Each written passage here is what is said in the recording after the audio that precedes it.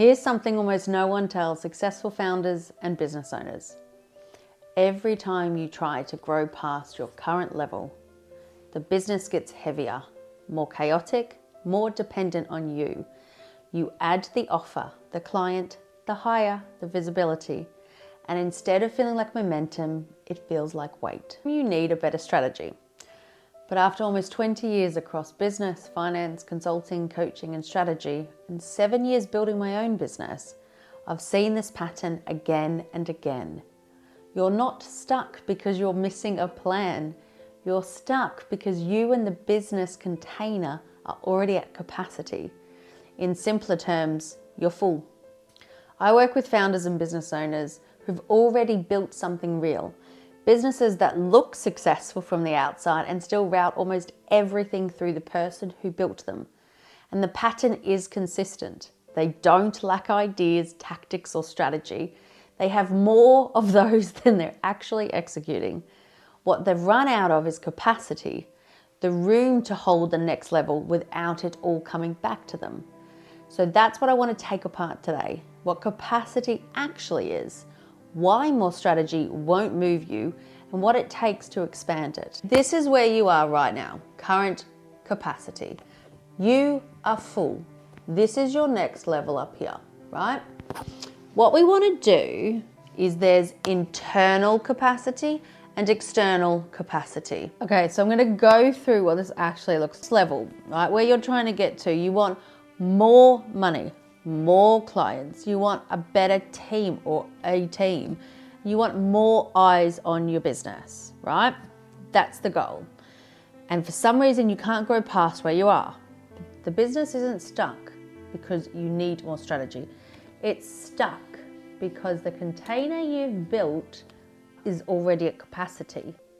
The work is expanding what you can hold internally and externally. It's not about stop doing all of this. It's about how do we expand the container you can hold lives inside every decision that routes through you, every relationship you manage, every standard you enforce, every fire that's yours to put out. For most founders and business owners I meet, it is absolutely full, at the brim, like overflowing. Like so much is happening. And you've also got life on the other end. And if you're a parent, you've got kids, you've got school, you've got all the things. So you add an offer, no room. So something spills out. You hire somebody capable, but you can't actually hand over the work. So you supervise them on top of everything else. So you just add more and more and more. You raise your prices, but you don't actually build the capacity to stand behind that price and deliver at that standard, so that spills out. And then all of a sudden, I'm working harder and nothing's changing because it isn't effort, it's volume into a full container, so nothing's going to stay. So the real question is structural. What would have to expand for this container to get bigger? And it splits into two halves.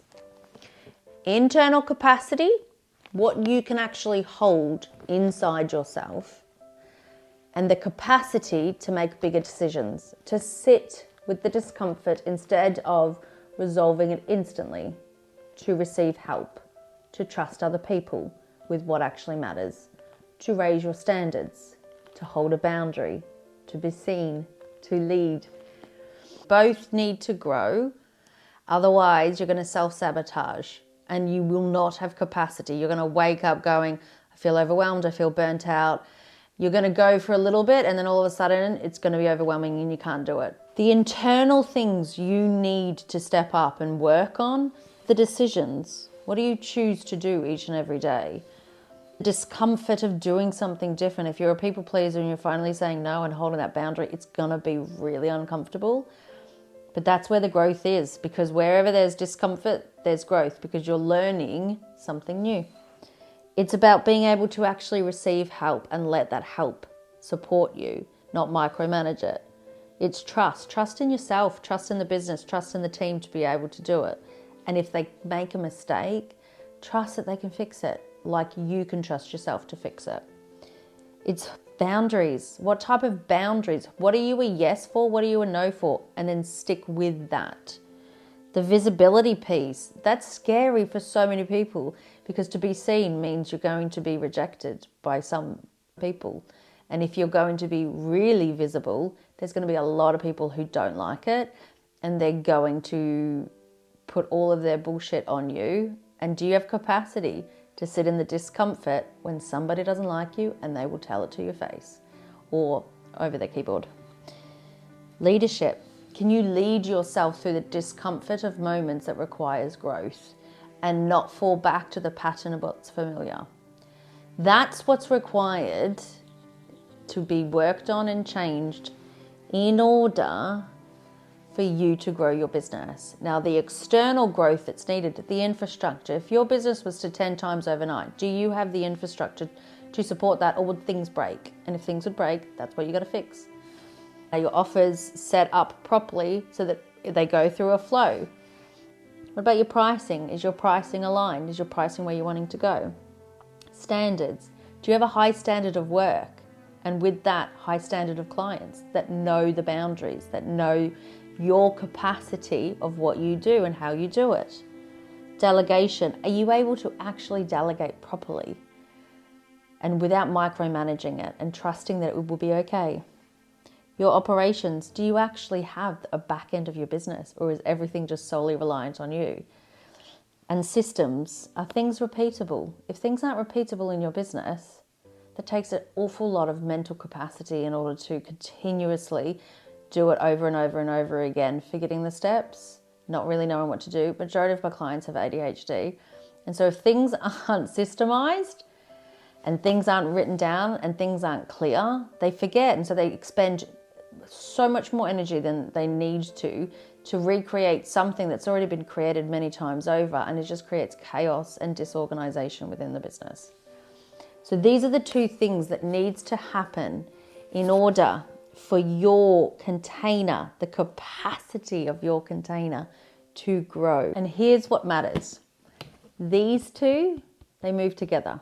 You can install the best systems in the world, external capacity. But if you don't have the internal capacity to let go, you'll just supervise the system and stay the bottleneck. And all the internal steadiness in the world won't scale if there's no infrastructure underneath it. Expanding capacity means expanding both columns at once. That's the real work at this level. The tactics only work when the container can hold both. So this is the part that changes the business, when a founder is willing to look at it honestly. When revenue holds at the same number for years, 300K, 500K, whatever your plateau is, we look outwards. The market, the algorithm, the team, the economy. The more accurate answer is this. Often the revenue is the same because the founder's way of operating stayed the same. That's not a judgment. You've operated until now as exactly what built the business to here, and that deserves respect. But the operating system that got you here is rarely the one that carries the next level.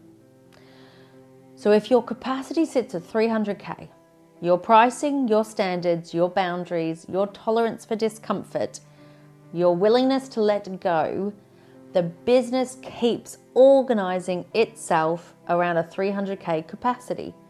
It hires the wrong person. It attracts the client who crosses the line. It manufactures the fire only you can put out, not because it's broken, because it's calibrated to you accurately. The business does not grow past the founder. When you expand the founder's capacity, and the revenue finally has somewhere to go. So let me make this concrete with two founders. So the first client was stuck at around 200K. It's good, but she wanted to grow. We all do, it's great. She was incredible at her craft, fully booked, completely maxed out. So when we traced where her capacity was actually going, the biggest drain, it was actually one client. They overstepped, late payments, Scope creep, stress, absorbing it. This one client would overstep the boundaries, constantly asked for work outside the agreement, and generated stress wildly disproportionate to what they paid. Every interaction cost her something that never showed up on a P&L, and on paper, she couldn't afford to let her go, so she held on, which is what a full container does.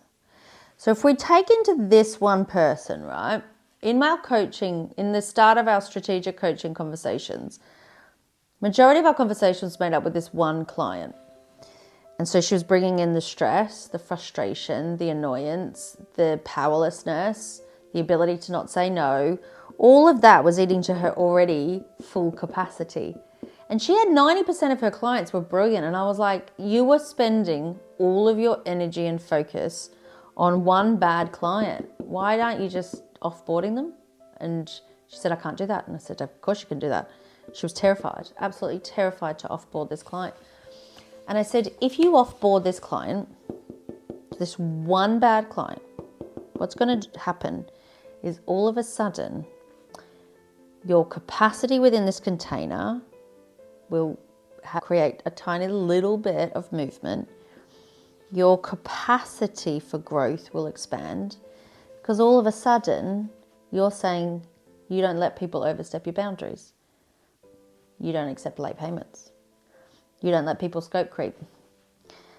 You do not accept this level of stress and you're no longer absorbing it. So when you do this, what happens is you actually do what's called increase your standards. So the internal work has been done. She's increased her standards. She's saying no more to this shit client. I will no longer do this. And don't get me wrong, it was hard. It was really hard for her to say. She's like, I can't afford to say no to them. I said, you have to say no. You have to offboard them.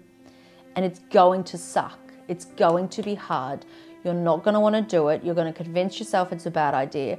But this is where the trust in the internal growth is required, because you need to trust that another client is going to fill that. And what happened? Another client who was brilliant filled that. And she came to me like 2 weeks after she offboarded this client and signed the other client. And she said to me, I had no idea how stressed I was because of that client. I had no idea what I was actually allowing to happen. So with that, when she got a little bit more clarity, a little bit more mental space, a little bit more emotional space, that is capacity. And it is difficult. I'm not sugarcoating this. It is difficult to change the standards of what you're so used to doing. And your brain is going to tell you, don't do it, stay as you are. And that's okay.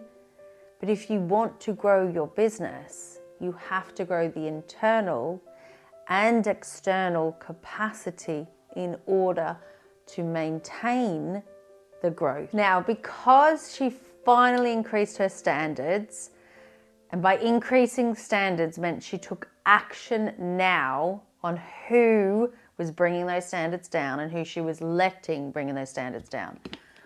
Her new container, her new standard became clear boundaries, paid on time, clean offer, right fit clients, and respected container. And that means the capacity container for her will continue to grow with these types of clients, because these give her more capacity. They don't drain the energy and life force from her because they're complaining about things all the time. And you know, she used to wake up at 3 a.m. thinking about this client and the stress. Think of how much energy leaking and cognitive energy that's taking from your day-to-day life and emotional, and quantify that. If you were to grow your business with those amount of clients, you would never be able to sustain that growth.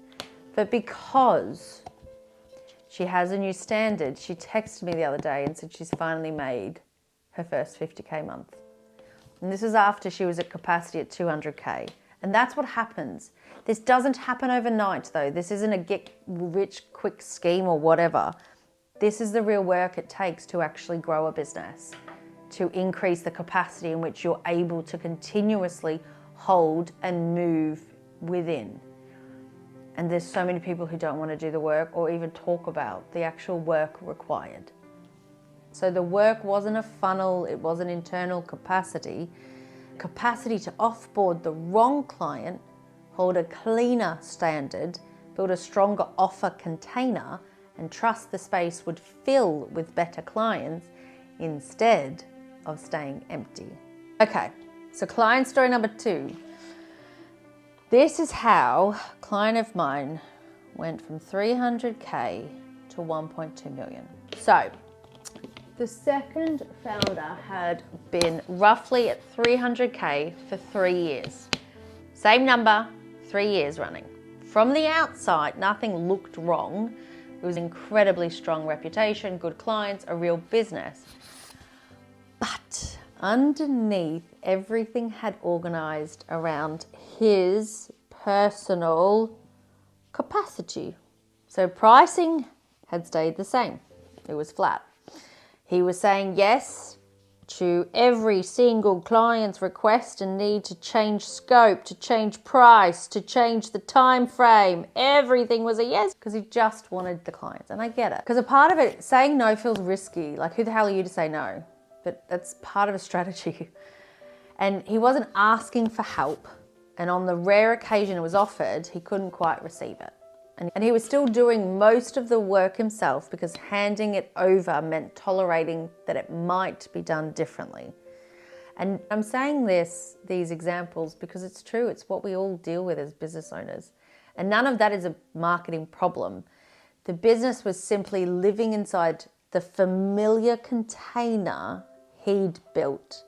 And a familiar container feels safe even when it's capping you. He was frustrated with the level he was at, but he also knew how that level worked. The next level required him to tolerate not knowing, which in itself is fucking scary. So we didn't chase leads, we expanded the capacity deliberately across both internal and external growth. Externally, we raised his prices, obviously. Raised the standard of the offers. We strengthened the infrastructure so delivery stopped routing through him and was actually built on the side. We built proper operational support around him. He didn't have to think about it. He didn't have to feel anything about it because it didn't come to him. So that creates so much more capacity. Internally, we built his capacity to stand behind that price without apologizing, to actually receive support and to sit in the discomfort of the unknown. That is the biggest thing, which is where every real expansion happens. Every one of those is a capacity move. Not one is a tactic. And so as I said, he's now on track to hit 1.2 million. Same founder, same market, larger container. And once the container was larger, the revenue had somewhere to go. I'll tell you briefly why I teach this through capacity, because I didn't arrive at it theoretically. I learned it in a season where I was rebuilding my life and my business at the same time. I became a single mother. I was grieving a future I genuinely believed I was building. And I was making decisions from a level of uncertainty I have never had to hold before. And what I expected was that eventually things would get easier, that I'd return to some version of normal. And that's actually not what happened. Life didn't get smaller or easier. I became able to hold more. The circumstances didn't shrink. My capacity grew around them. That's why I'm precise about this distinction. Capacity isn't a mindset slogan. It's the measurable difference between a founder who's capped and one who can carry the next level. I've tested it in the place it's hardest to fake. And for me, I used to be so incredibly anxious if somebody said no to me, I used to want every single person to like me because if they didn't like me, I didn't know what to do. But through years of doing this work, I've come to the realization that I can now be disliked and I don't have that same level of anxiety anymore. I can be incredibly misunderstood and still be okay with my choices. And I can be proud of the woman that I am amongst the sheer pain that I have been through in the last 12 months and still show up for my son and realize that sometimes it's gonna suck. It's gonna suck where you are. You're not gonna have everything you want. But when you realize where you are and you kind of drop into the reality of it and realize there's only right now. There's just now. How can you make this the best it can possibly be? It doesn't have to be lelodocious all the time, but how can you make this moment now the best moment for you? And it's in those moments where you choose now to expand your capacity. Not later when you're ready, because you'll never be ready to change, but right now, when you allow yourself a deeper breath, when you allow yourself one less mean thing you're saying to yourself, when you let yourself be misunderstood, when you let the bad client go, when you let the offering that's not selling and that you don't care about go.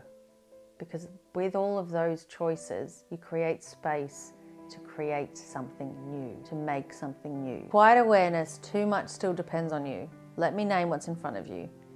You don't need more information. You have plenty. You need the capacity to hold the next level, internally and externally, without carrying all of it yourself. That's precisely what I built Capacity Expansion to do. It's a 6-month private strategic advisory for founders and business owners who've built something real, who are making good money, but who know the next level cannot come from carrying more themselves. We expand your capacity to hold bigger decisions and cleaner boundaries, and we strengthen the pricing, the standards and infrastructure underneath the business, so it stops depending on you for everything it needs to grow. The premise I work from is simple. The founder is rarely the problem. What they're carrying usually is. If that's the work you're ready for, the details are linked below. The first step is a conversation, nothing more. Before you go, one question worth sitting with this week. Not what's my next strategy? Ask instead, what am I currently carrying that the business should be holding instead of me? Don't solve it yet, just see it clearly. That clarity is the first capacity move, and everything else is built on it. And as always, have an awesome day, and I'll see you in the next video.